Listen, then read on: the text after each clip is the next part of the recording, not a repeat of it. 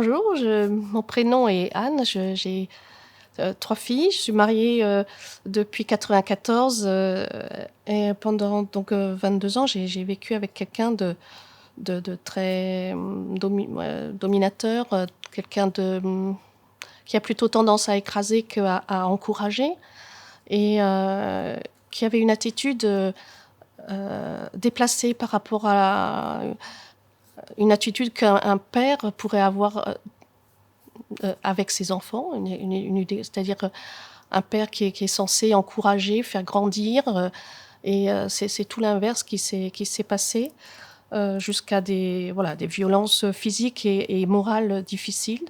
J'avais pour habitude de prier depuis toujours. Ma famille est pratiquante. J'ai toujours eu le jour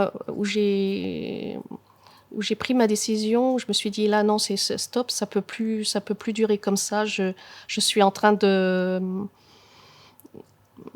il est en train de me détruire quoi complètement. Ça peut pas continuer comme ça et je peux pas laisser faire. Et du jour où j'ai pris la décision, peu de temps après, je suis allée à une retraite, euh, pour ce que je pensais être une retraite pour les personnes séparées ou divorcées. Et en fait, compte, je me suis retrouvée avec c'est que des couples, ce truc. Mais j'ai réussi à avoir un entretien avec le prêtre qui faisait la catéchèse. Et il m'a vraiment encouragée après que j'ai raconté ma vie. Enfin, il m'a clairement montré le chemin. Il m'a dit, mais voilà, on n'est pas sur terre. Jésus nous a pas demandé de souffrir. On n'est pas sur terre pour être malheureux et c'est pas ça. C'est pas ça. Croire en Dieu, c'est voilà, on est là pour la joie, pour communiquer notre joie de notre foi. J'ai pas mal pleuré aussi après cet entretien. Mais ça m'a confortée. J'étais pleine de force après et ça m'a, pour les jours, les mois qui ont suivi, ça m'a vraiment aidée à poursuivre le chemin, mais à poursuivre le chemin avec Dieu. Et je continuais à le prier quoi, chaque jour. Et moi qui étais plutôt d'un tempérament soumise, un peu, on peut dire faible, hein, ça m'a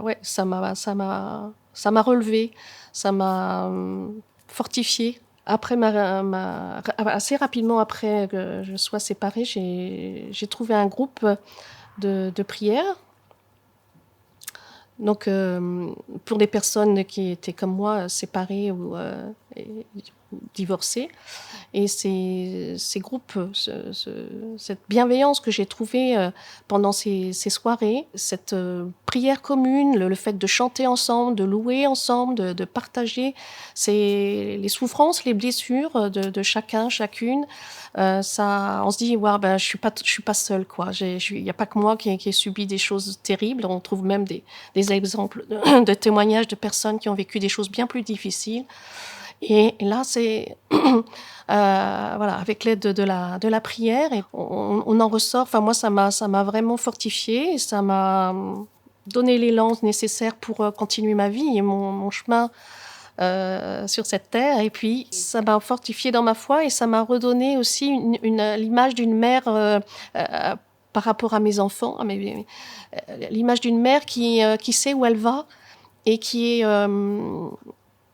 n'a plus peur. Elles avaient de moi cette image d'une mère un peu craintive, un peu faible, parce qu'il avait tellement d'ascendant sur moi que j'en étais à ne plus trop savoir qui j'étais.